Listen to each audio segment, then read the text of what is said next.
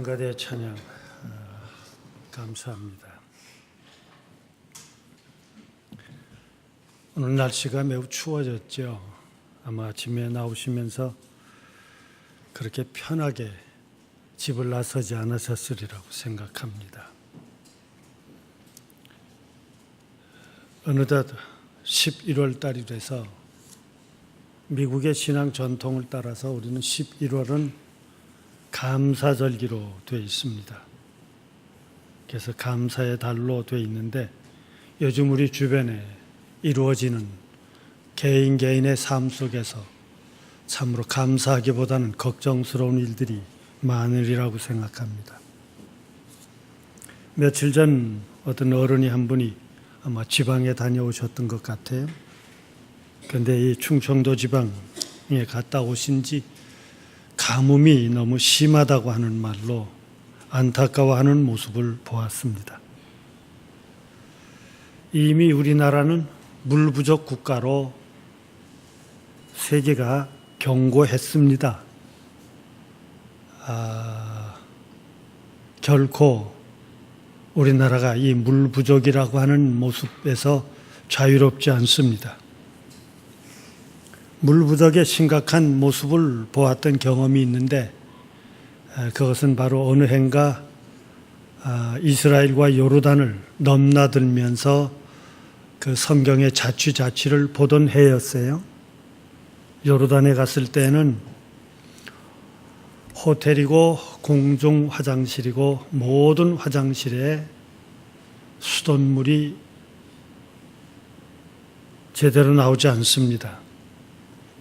화장실에 가면 그 수돗물이 안 나오고 소변기 옆에 보면 페트병이 하나 놓였어요. 끈에 달려서. 그 페트병에 물이 간신히 차 있는 것으로 그걸 뿌리는 겁니다. 호텔에요. 샤워 꼭지에서는 물이 나와도 목욕을 위해서 두어진 그 자리에는 물이 나오지 않습니다. 아예 목욕할 수 있는 그 바닥에 마개를 다 뽑아놨어요. 저수지는 바닥에 난 모습을 보았고 산에는 나무가 없는 모습들을 보았습니다. 그러다가 막 국경을 딱 넘으면 이스라엘을 그 국경을 넘어서 검문소를 지나서 딱 넘으면서 느끼는 기분은 딱 한마디로 이게 천당과 지옥이구나. 이쪽엔 물이 풍부합니다. 자연스러운 나무들, 곡식들이 풍부합니다. 거리가 아주 먼 자리가 아니고요. 불과 국경이라는 선 하나 이쪽과 저쪽의 차이가 물이 있음과 없음의 놀라운 변화를 경험하기에 제 스스로는 물 부족이라고 하는 것을 늘 압니다. 어렸을 때 아버님으로부터 늘 참 잔소리도 이런 잔소리가 어디 있을까 하고 생각했던 것 중 하나가 쓸데없는 불은 꺼라, 물 아껴라 하고 늘 말씀하셨던 것이 제 스스로의 삶엔 지금도 손을 씻을 때와 세수할 때와 목욕할 때와 심지어 이를 닦을 때의 수도꼭지의 모습은 제 스스로도 다르게 흐르게 하고 있습니다. 그렇게 안 하면 이제는 불편해요. 아버님이 아직도 살아서 야단치시는 것 같아요. 늘 하셨던 말씀은 내가 아낀 물과 전기를 꼭 필요한 사람들이 쓴다 하셨던 어른의 말씀이 지금도 생각합니다. 성경에 가뭄이라고 하는 것이 기록되어 있는 그 가뭄의 교훈을 오늘 우리는 성경을 통해서 찾아보려고 하는 것입니다.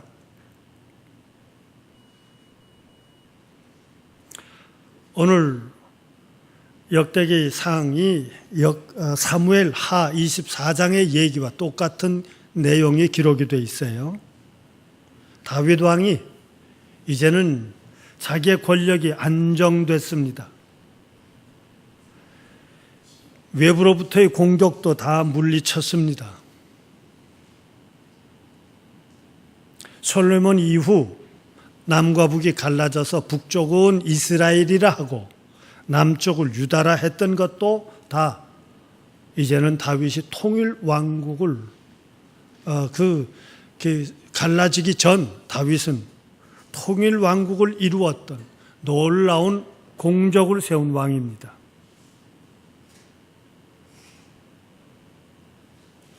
그런데 어느 날 다윗은 군대 장관이었던 국방부 장관에 속하지요. 요압에게 야, 나라 저 꼭대기부터 저 끝까지 단으로부터 부엘세바에 이르기까지 모든 인구를 조사해라. 20세 이상 되는 사람들을 조사하도록 했습니다. 그런데 우리가 이해가 안 가는 것은 이때 신하인 요압은 왕의 명령을 듣고 그가 이렇게 답합니다. 하나님 여호와께서 이 백성을 100배나 더하실 수 있습니다. 그런데 왕께서 왜 이런 일을 원하십니까?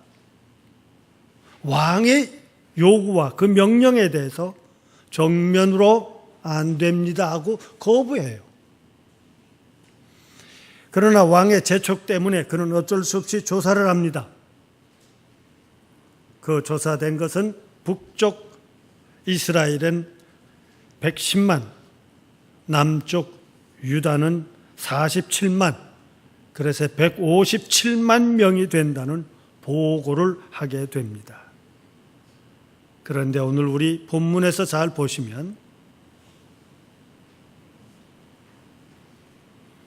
역대상 21장 7절에서 하나님이 이 일을 악하게 보셨다 이렇게 기록되어 있어요. 내 재산이 얼마나 될까를 생각하는 게 왜 악입니까? 내 실력이 얼마나 되느냐 하는 모습을 확인하는 것이 왜 악입니까? 내 삶이 어떻게 살아왔나를 생각하는 것이 왜 악입니까? 그런데 문제는 이게 악이 될 수 있다는 거예요.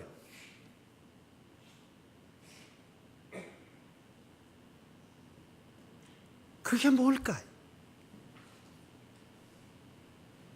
어떻게 내 스스로를 돌아보며 모든 것을 계산하지 않고 돌이켜보며 그 모든 것을 극복하기 위해서 노력하며 돌이켜보며 그 모든 것을 더 많게 더 든든하게 하자는 것이 오늘 우리의 당연한 생각임에도 불구하고 오늘 성서 속에서는 하나님이 이 일을 악하게 여기셨다고 기록되어 있는 이유가 뭐냐 하는 겁니다. 성서 해석학자들은 이 모든 것을 인구조사는 병력을 조사한 거다, 아니면 세금을 위한 것이다, 아니면 내가 이 나라를 다 통일을 이루어놨으니 그 나라가 어떤가 보자 하는 자기 스스로의 확인과 자기의 기쁨과 자기의 공적에 대한 생각일 것이다 라고 말하고 있습니다. 오늘 우리는 그렇지 않습니까? 당연한 거예요.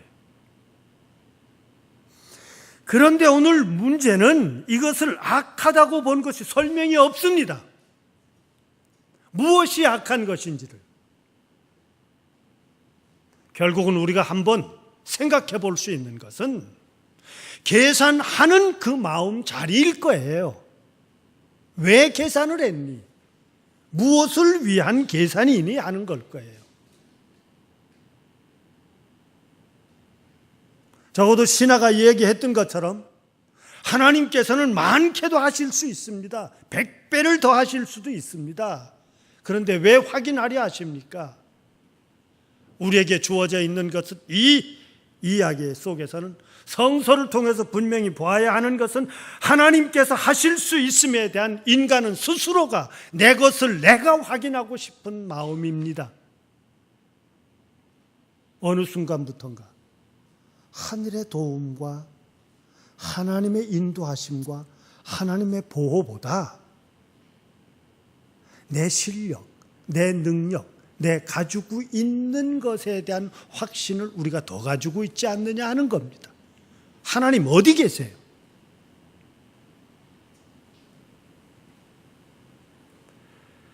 이때 선지자 갓을 통해서 다윗 왕에게 잘못에 대한 벌을 내리시도록 하나님께서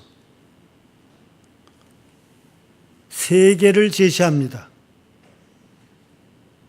이 셋 중 하나를 택하십시오. 3년 기근, 3달 적군에게 의해 쫓겨다니겠습니까? 전쟁의 패배. 3일 전염병이 돌아서 사회가 혼란하게 만들 것입니다. 하나는 경제 기근, 하나는 군사와 국제적인 관계일 것입니다. 또 하나는 전염병이라는 것은 우린 자연과 함께 사회적인 문제가 될 것입니다. 이때 다윗은 사람의 손에 빠지기보다, 사람 때문에 괴로움을 겪기보다 하나님 손에 맡기겠습니다. 어쩌면 이것이 신앙적인 평가일런지도 모르지만 이 다윗의 선택 때문에 3일 동안의 전염병에 의해서 7만 명이 죽었다고 성서는 기록해 주고 있습니다.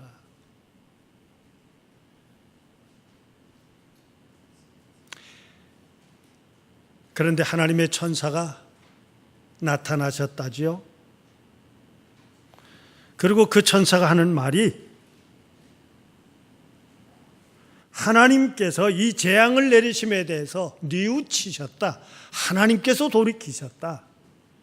그러니 너는 여부수 사람의 오르난 타작마당에서 하늘을 향하여 예배를 드려라.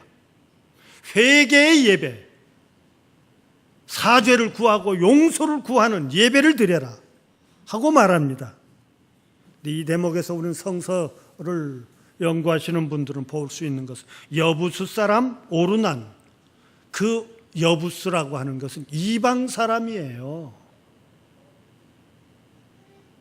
묘하게도 이방인이 거하고 이방 사람인 오르난의 타작마당에서 그 하나님의 사자가 칼을 빼들고 다윗이 다스리는 나라를 향해 손을 접지 않습니다. 이 칼을 계속 치리라. 이 칼을 거둘 수 있는 것은 묘하게도 너와 나,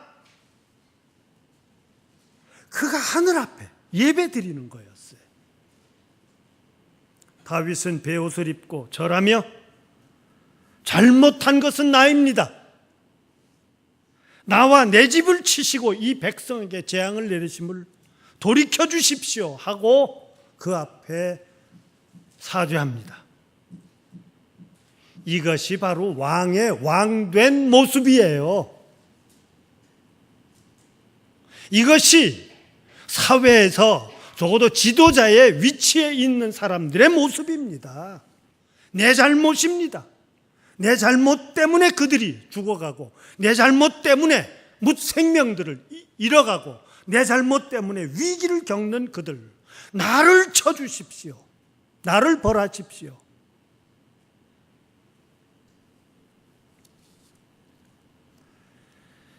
이때 그 사자가 요구하기를 여호와를 위해서 제단을 쌓아라, 그렇게 말합니다.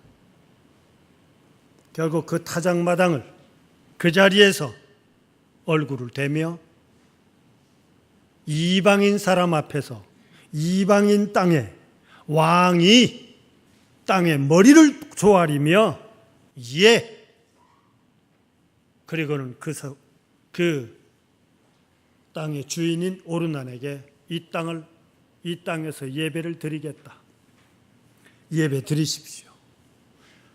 지금 밭을 갈고 있던 그 모든 것이 여기 소도 있고 모든 것이 있으니 왕이 쓰십시오 하니까 이때 다윗은 말하기를 그냥 가져진 돈 내가 쓰지 않겠다 그래요.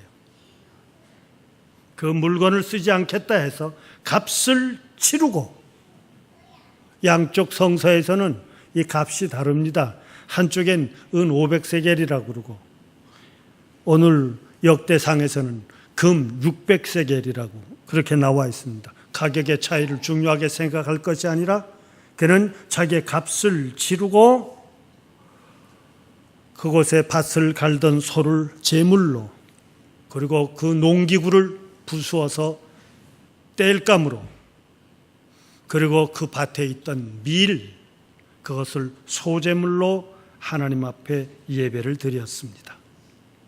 재앙은 그쳤습니다. 근데 재미있는 거는요, 역대상 21장이 이렇게 끝나는데 22장 1절로 넘어가 보면 이렇게 기록합니다. 다윗이 이는 여호와 하나님의 성전이요 이스라엘의 번제단이다. 그래서 지금 이스라엘의 하나님의 솔로몬에 의해서 세워졌다는 성전 터를 아브라함이 이삭을 제물로 바친 터라고 우리는 알고 그렇게 와 있는데, 동시에 이 자리는 다윗이 이 오르난의 타작마당에서 예배를 드렸던 곳이, 하나님 앞에 사죄의 예배를 드렸던 곳이 바로 이곳이라고 또 기록해 주고 있습니다. 하나님의 성전에서 해야 할 이 이야기는 오늘 이 대목 가운데서 보면 그 예배를 통해서 우리의 부족함이 하늘에 향하여 용서를 비며 죄를 깨닫고 뉘우친 자에게 하늘은 그에게 불편함과 그 어려움을 그쳐주시고 동시에 새로운 삶을, 든든한 국가를 이룰 수 있도록 길을 열어주시는 것이 예배의 장소요, 예배였고 예배 결과입니다. 오늘 우리의 예배가 하늘의 응답이 있으시기를 바랍니다. 뉘우침과 하늘의 응답과 새로운 삶을 살아간다고 하는 이 대목은 이것이 진정한 예배에 참석한 너와 나의 참된 모습일 것입니다. 그런데 성서를 보면 너무나도 재미있는 구절이 있어요.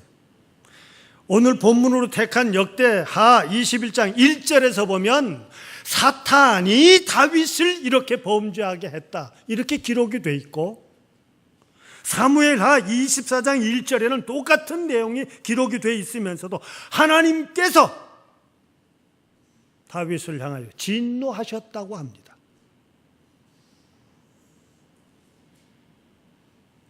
오늘 우리들의 모든 삶 가운데서 내가 무엇을 선택했느냐에 이 마음자리, 지난 한 주간 동안 살아왔고 오늘 아침을 때문에 이 추운 날도 교회 갈까 말까, 어쩌면 우리는 스스로가 생각들을 했을 수도 있습니다. 이 모든 것이 하늘의 응답입니까? 사탄에게 응답한 겁니까? 내용은 간단해요. 내가 너에게 세 가지의 벌을 내릴 텐데 내가 선택해라 함과 같이 오늘 우리의 삶 가운데서 내가 선택할 수 있는 부분이 있고, 하늘이 내 선택에 대한 벌과 축복의 새 길을 열어줄 수 있는 하늘의 응답, 하늘의 이 일이 있다는 것입니다. 그런데 여기서 놓쳐서는 아니 되는 게 있어요. 사무엘의 24장 1절에서 보면 여호와께서 다시 이스라엘을 향하여 진노하사 그랬어요. 이 다시라는 표현이 들어갑니다. 기근의 모습, 기근의 벌을 내리시는데 하나님께서 다시라는 말로 오늘 어쩌면 우리 인간들이 세상을 살며 한 번의 모든 삶이 완전해짐이 아니라 또다시 거듭 반복하며 잘못을 저지를 수 있는 오늘 인간 너와 나를 향한 하나님의 모습인데, 사무엘하 24장 1절에서는 여호와께서 다시 진노하셨다고 하며, 그 다시라는 표현이 묘하게도 사무엘하 21장에 보면 1절부터 14절에 그 다시의 의미가 나옵니다. 그렇게도 다윗을 미워했던 왕, 선대였던 사울이 자기 나라를 더 든든하게 하겠다는 생각 때문에 오늘 이스라엘 백성들 가운데 남아있는 이방인들을, 이스라엘 백성들 속에 같이 어울려 살고 있는 이방인들을 죽입니다. 기브온 사람들을 죽였어요. 그런데 하나님께서 그때 사울을 향해서 노하시는데, 생각해 보세요. 내 안에 이방 사람들을 죽인 것이 이스라엘의 모습 속에서는 어긋나지 않을 거예요. 딱 지금 현재 이스라엘 속에 팔레스타인을 가두어 놓고 그들이 없어지기를 바라는 이스라엘의 모습과 한치도 다르지 않을 겁니다. 국수주의자라면 나라를 통치하는 왕의 생각 속에 이 불편한 사람, 없었으면 좋을 사람, 그들 때문에 괴로워하느니 제거하는 것이 좋을 것이라고 생각할 수 있을 것입니다. 사울 왕이 그들과 함께 어울려 사는 이방인들을 죽였습니다. 그런데 여기에 우리는 숨어진 약속이 하나가 있어요. 여호수아 9장 3절 이하에서 보면 광야를 지나 가나안을 점령하고 그 땅에 남아있던 사람들 속에, 그 남은 사람들에게 절대로 그들은 우리와 함께 살며 우리의 일을 도와주는 자로서 죽이지 않는다 하고 약속을 했습니다.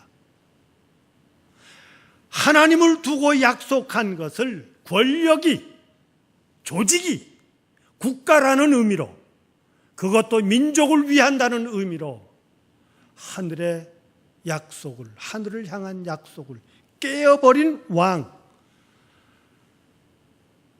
그 권력이 아무리 미화돼도, 아무리 아름답게 꾸며진들 사울 왕의 정치 가운데서 3년이라고 하는 기근이 있었습니다.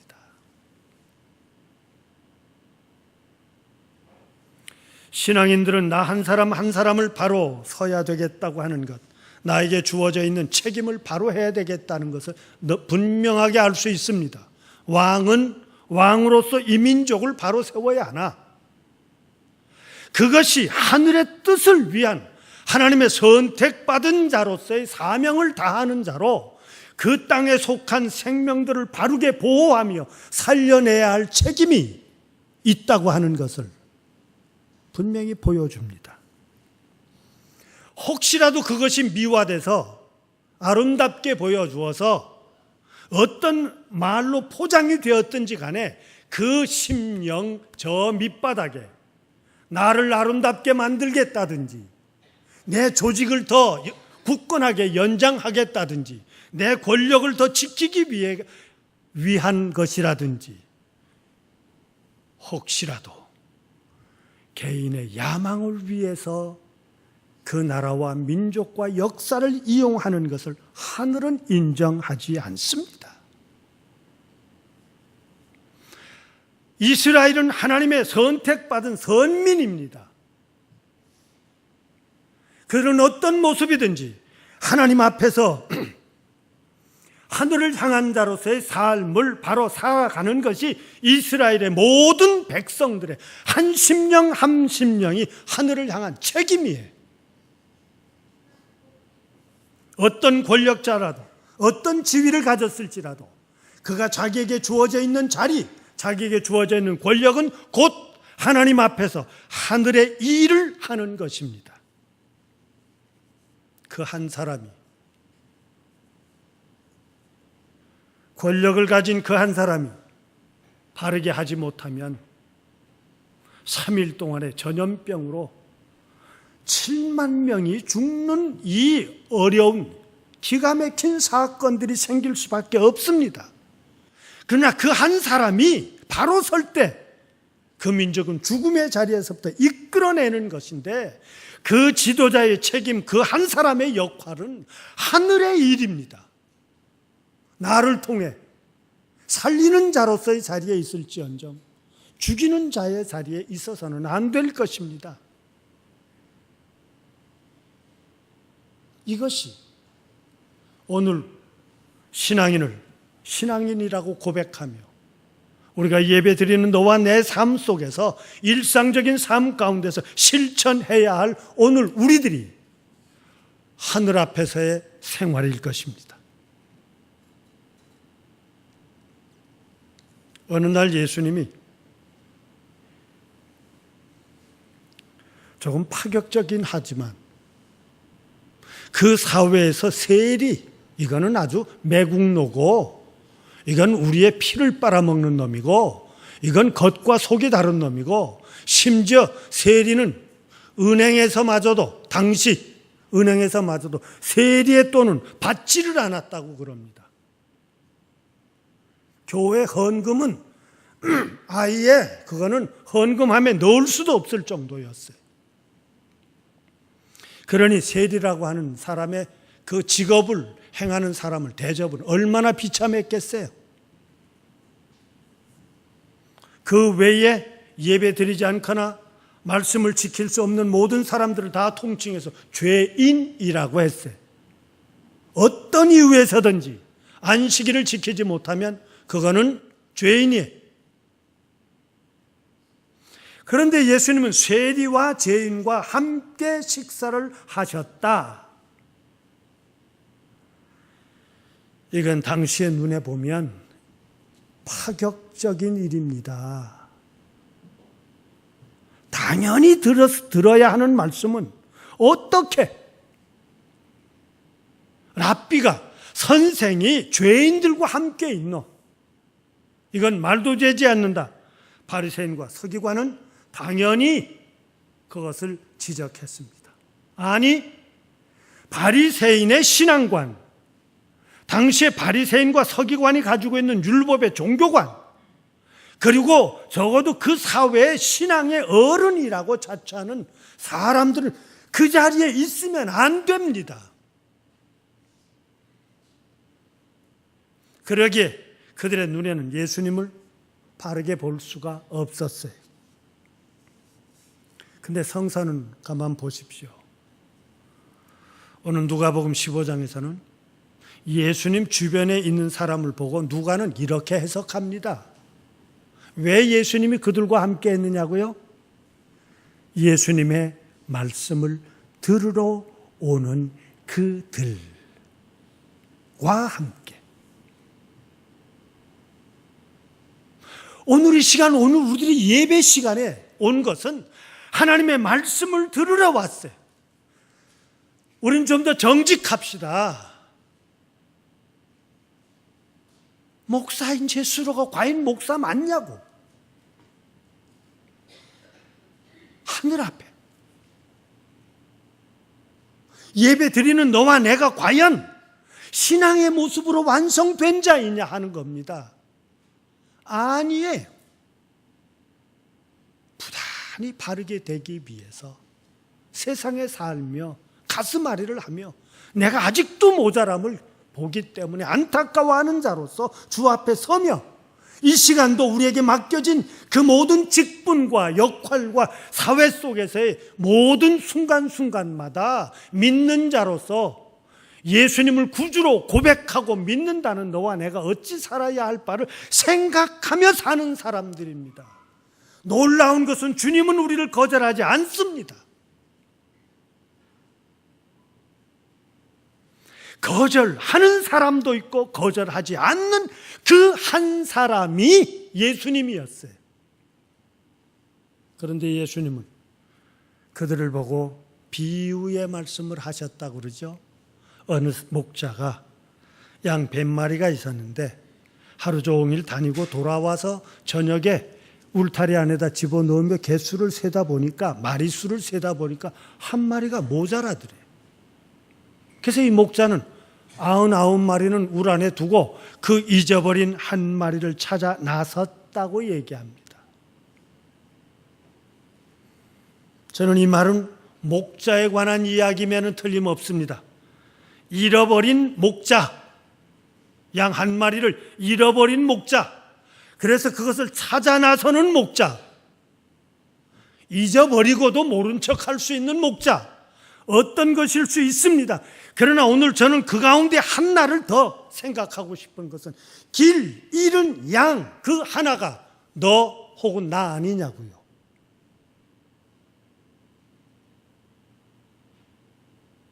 왜?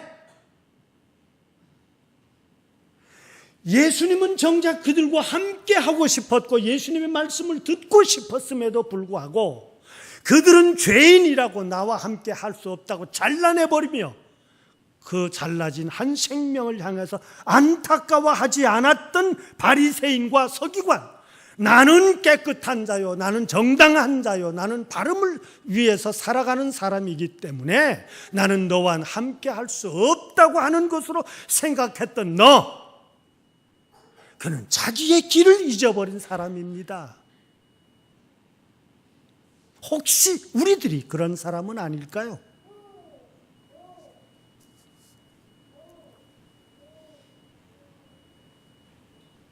그 한 생명을 찾기 위해서, 그 한 생명이 살아날 수 있다면 나는 나를 죽이려고 하는 사람들에도 불구하고 그 죽음의 세력과 그 죽음의 주장과 그 죽음의 모함 앞에서도 결코 포기하지 않았던 예수님의 행복, 그것이 십자가 아닙니까? 예수님을 십자가에 못 박아 죽였던 당시에 제사장과 그 사두개인들, 적어도 산헤드린 회의에서 결정된 결정문이 뭡니까? 하늘을 향해서, 성전을 향해서, 율법을 향해서 범죄한 자라고 하며 그렇게 판결 내릴 수 있었던 근거는 그 하나가 죽어 우리가 편안하다면 그건 죽음에 내보내는 것이 맞다. 이것이 어떻게 종교의 판단입니까? 바로 자기의 바른 직무를 잊어버린 그 하나가 나예요.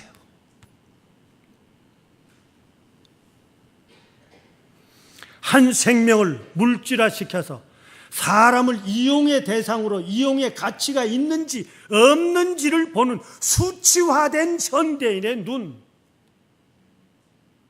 사람을 물질로 보다니요, 내 마음에 드느냐 안 드느냐, 필요하냐 안 하느냐가 무엇이 옳으냐 그르냐보다 앞서서 하나를 죽여 우리가 편안하다면 그 길을 택하자고 하는 것이 이 역사의 모든 생명을 위협하는 무시무시한 판단의 근거입니다.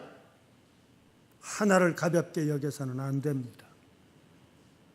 그 하나를 죽이는 것이 나라면, 그 하나를 죽이는 것이 권력이라면, 그 하나를 죽임을 정당화시키는 종교라면, 그 하나의 죽음에 대해서 너무나도 무관한 사회라면 참으로 살기 어려운 사회일 것입니다. 신앙인 너와 나라면 내가 지금 죽지 않고 살아있음에 대해서 안일하게 생각할 것이 아니라 내가 관계되고 내가 발을 딛고 내가 살고 있는 그 자리에서 죽어가고 있는 내 방관 때문에, 내가 손을 내밀지 않은 것 때문에 어려움을 겪는 그 하나를 위해서 나서는 자가 되어야 할 거예요. 나의 부족함을 하늘 앞에, 내 머리를 바로 그 땅, 그 자리, 그 직위, 살아가야 하는 그 자리 머리를 조아리며 땅을 향하여 팔을 뻗으며 칼을 들고 있던 하나님의 사자의 칼을 거두어 드릴 수 있도록 해야 할 책임이 오늘 우리에게 있습니다. 신앙인은 약해서는 안 됩니다. 왜? 하늘이 계시기 때문이에요. 내 어떤 값없이 모든 것을 이룰 것이 아니라 나는 내 값을 지불하고 내 삶의 자리에서 하늘을 향해서 살 것이라고 말합니다. 나의 부족함, 나의 핑계, 나의 비굴함, 때로는 내 스스로의 정당함 때문에 나의 모자람을 볼 수 없어 너를 향하여 지금도 수많은 독선을, 아니 그들은 죽어 마땅하다고 생각했던 내 모든 삶을 돌이켜보며 하늘을 향하여 내 죄, 내 잘못, 내 허물이 있사오니 살려주십시오 외칠 수 있는 너와 내가 되어야 될 것입니다. 오늘을 삽시다. 내 가정에서 살며 내 직장에서 살며 또 한 주간을 살아야 하는 각자의 자리에서 하나님의 칼을 거두어낼 수 있는 돌이키는 자요, 바로 선 자요, 잊어버린 나를 바로 찾아 살아가는 것이 하늘의 일이며 그것이 예배일 것입니다. 하나님께서는 이 시간도 이 땅에 사는 수많은 생명들을 살려내기를 원할진대 너와 나의 삶이 그 모든 것을 살려내고 키워내며 다독거리며 감싸주며 부둥켜 안으며 함께 지나는 또 한 주간의 삶이 되시기를 기원합니다. 사랑의 하나님, 주님께서 그토록 우리에게 가르쳐 주신 그 길 잃은 한 마리의 양, 그것이 다윗이었고 그것이 사울이었고 그것이 어느 순간에 나임을 깨닫기에 다윗이 자기의 잘못을 깨닫고 땅에 머리를 조아리며 값을 지불하며 주 앞에 제단을 쌓았을 때 하늘의 징벌을 향했던 칼을 다시금 거두시게 했고 뿐만 아니라 그 자리가 이스라엘 백성이 지금까지 하늘을 향한 성전의 자리가 되었다고 하는 놀라운 역사, 신앙의 고백과 간증처럼 오늘 우리가 예배를 드리는 이 성전은 우리의 위로의 장소가 아니라 하늘 일을 함께하는 하나님의 사람들의 거듭나는 자리요, 우리가 하늘과 함께 세상을 살아가는 이 땅에 하늘의 기지라고 하는 것을 저희들이 고백하게 하여 주옵소서. 힘을 주시옵시고 위로를 주시옵시며 거듭거듭 이 역사 속에 우리의 삶 속에 하늘 사람으로서의 참된 모습을 완성해 나가는 저희들 되게 하여 주옵소서. 또 한 주간을 살 것입니다.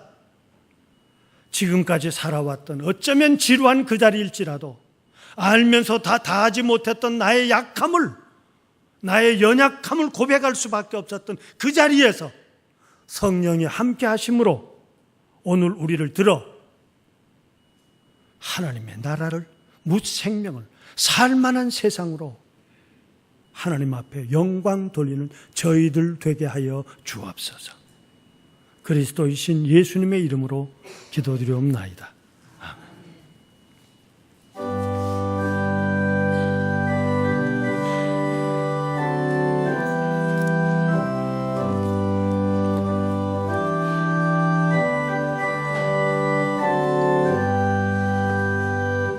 나 같은 죄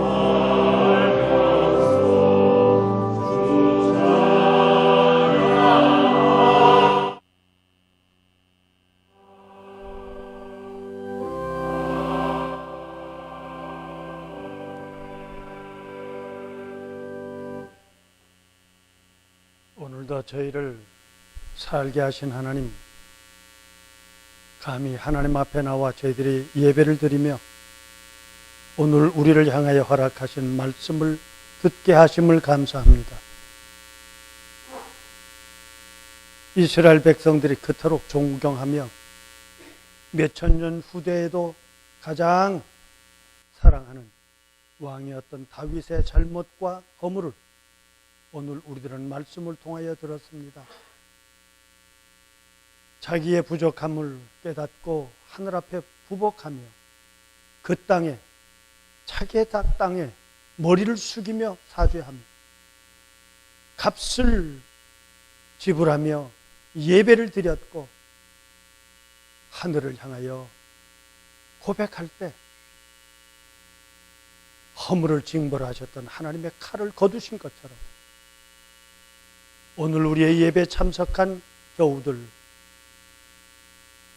말씀 앞에 부복한 저들, 아버지 하나님이여, 혹시라도 이 역사를 향한, 이 재단을 향한, 우리 한 사람 한 사람을 향한 하나님의 뉘우침과 노함이, 하나님의 노함이 있었다면 거두어 주시옵소서. 이 예배를 통하여 저희들이 하나님 앞에 예물을 바칩니다.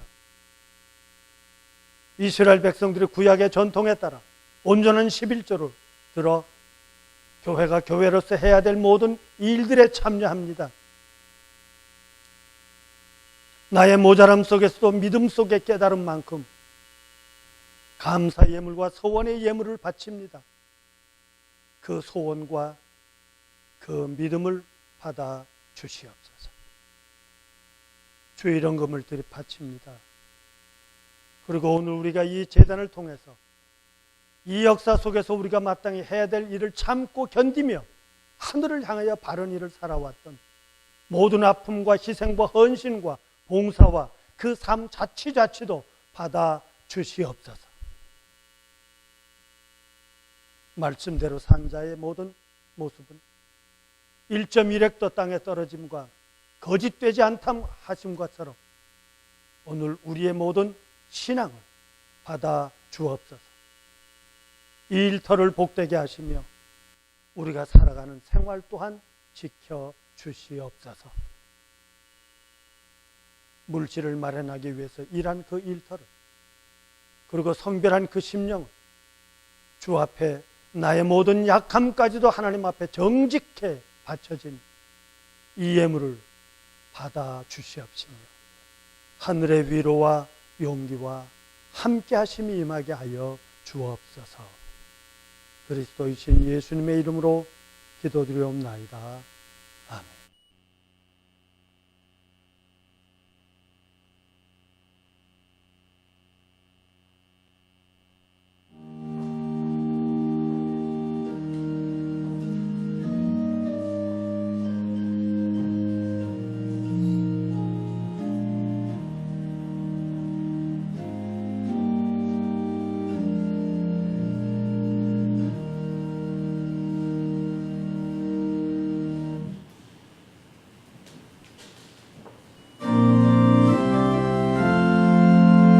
사랑의 나는 있는 곳에 하나님께서 계시도다.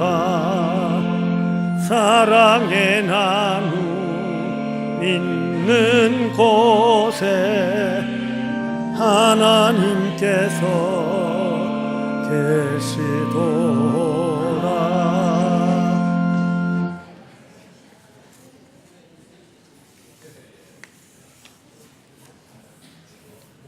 예배 순서지를 참고하시며 오늘 겨우 소식을 알려드립니다. 오늘 오전에는 창조절 9번째 주일로 예배를 드렸습니다. 몇 년 전부터 늘 우리 교우들 예배 드리면서 바닥이 춥다고, 바닥에서 냉기가 올라와 춥다고 그래서 늘 우리 걱정을 하며 어떻게 하면 해결할까 했었는데 본당 바닥 공사를 하겠습니다. 나무, 그걸 뭐라고 그래야 되나요? 나무 타일인가요? 그것을 밑에 부착해서 보다 냉기에서 보호하기 위한 바닥 공사를 시작합니다. 그래서 오전 예배 후에 우리 본당의 의자들을 다 거두어서 어디 좀 치워야 되는데, 우리 아무래도 힘쓸 수 있는 분은 좀 남자 교우들이겠죠? 함께 참여해 주시기를 바라고, 오후 예배는 아래 친교실에서 드리겠습니다. 내일 와서 공사를 한다니까 그 공사에 불편하지 않도록 우리가 먼저 준비해 두고자 하는 것입니다. 예배 후에는 11월 재직회로 모이겠습니다. 11월 3일 화요일 오전 11시 친교실에서 한나회 월예배가 있고요. 우리 가을 신방을 시작하겠습니다. 구역으로 하는데 우리 1구역과 2구역입니다. 다른 구역들도 우리 목회실로 협력하셔서 우리가 이 한 달 다 신방을 마치고 추수감사절을 예배를 드릴 수 있기를 바랍니다. 오늘 식사 준비는 8구역입니다. 제단의 꽃꽂이는 기원강 장로님 아버님의 기일을 기억하며 우리 헌물하셨습니다. 우리 세교우 김현기, 우리 강북구 미아동이시라고. 예, 잠깐 일어나세요. 우리 또 성경 찬송을 또 준비했는데.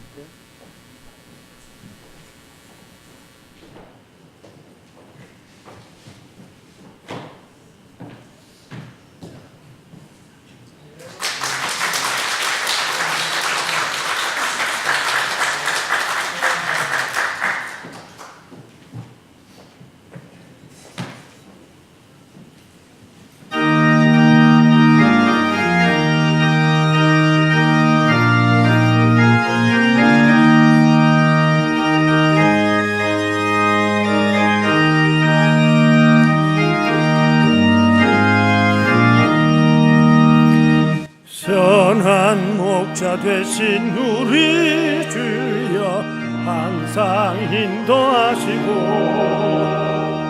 그른 불맞춘 곳에서 우리 먹여주소서. 선한 목자 구세주여 항상 인도하소서. 선한 목자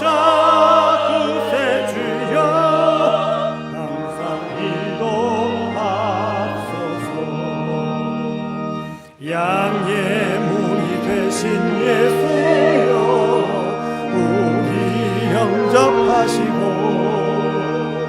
길을 잃은 양의 무리를 항상 인도하소서. 선한 목자 구세주여 기도 들어주소서. 선한 목자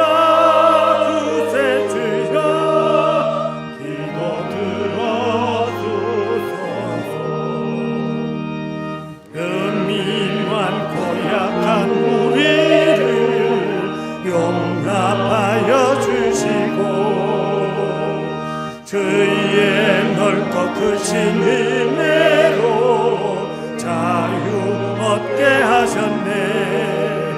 선한 목자 구세주여 지금 나아갑니다. 선한 목자 구세주여 지금 나아갑니다. 일찍 주의 뜻을 따라서 살아가게 하시고 주의 크신 사랑 베푸사 따라가게 하소서. 선한 목자 구세주여 항상 인도하소서.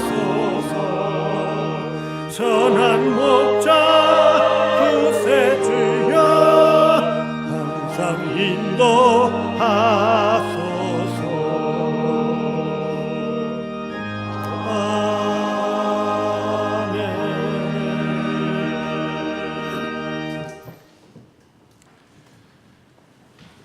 세상과 일터와 가정으로 돌아가시기 위해 머리 숙인 교우들을 한 주간의 삶을 위해 권면드립니다. 주의 제단에 임하여 예배드린 것처럼 세상에 나간 일주일의 삶을 통하여 주님을 섬기시기 바랍니다. 여러분의 손이 주님의 손이 되고 여러분의 삶이 주님의 삶이 되시도록 삽시다. 주를 영접한 심령이기에 주님께서 우리에게 말씀하십니다. 내 이웃을 내 몸처럼 사랑하라 하셨으니 세상에 나가 또 만나는 우리의 생명들을 향해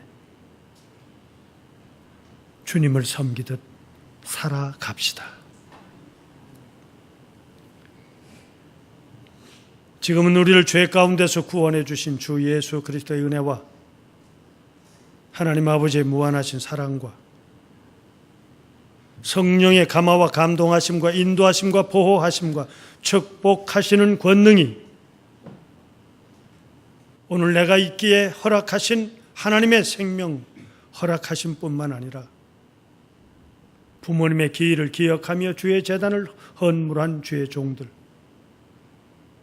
이 제단의 믿음의 식구가 된 귀한 아들, 골고히 예배를 드리며 세상을 향해 가기 위해 머리 숙인 창현의 식구들 위해, 일본에 있는 형제 교우들 위해, 이 자리에 함께하지 않았으나 세계 도처에 나가 있는 창현의 딸과 아들들 위해 함께하여 주시옵기를 간절히 축원하옵나이다. 아멘.